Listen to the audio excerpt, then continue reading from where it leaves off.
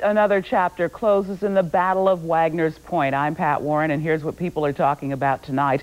One of the men who made the most noise about health hazards in the chemical community is silent. He died this week of leukemia. Dennis Edwards joins us with this story. Dennis?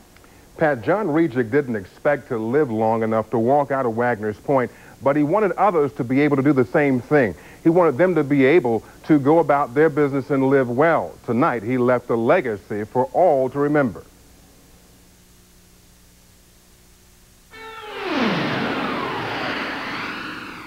I'm just sorry it's all come down to this. My dad, I don't think he deserved to leave Wagner's Point this way. He should have been able to leave on his own and not being carried out. It isn't easy for John Regiec's 10 sons and daughters to look at this picture board outside the wake at Gott's funeral home. You see, John didn't look much like the healthy man in these pictures when he died of leukemia.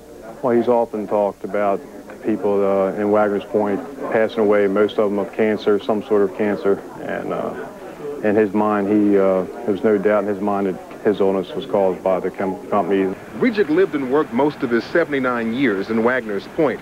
The daughter who cared for him remembers how his end is similar to others who lived here. We were just counting back as far as we can remember. I know we had 30-some people in the past 20-some years that have passed away. And subtype of cancer. The major causes of his type of leukemia are benzene exposure, which is a big problem in that area. It's radiation, and benzene is the major causes of this, known causes of this type of leukemia. Federal investigators say benzene was one of several chemicals involved in this explosion at Condia Vista Chemical Company in October. 5 people were injured. The city and Wagner's Point are still in buyout negotiations. At least one chemical company is talking about pitching in and helping pick up some of the cost. John Regiec spent much of his life fighting for that buyout. In death, his sons and daughters believe his legacy is clear. Our whole family's always pushed with all of us sticking together, and I think he feels the same way about the community. John's funeral is set for 10 o'clock Monday morning at Our Lady of Good Counsel on Fort Avenue.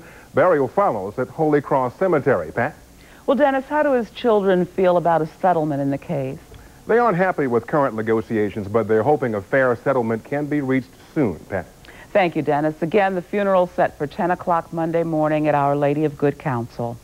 Well, you'll be glad to know the little girl we were all so worried about this evening is back home safe and sound tonight.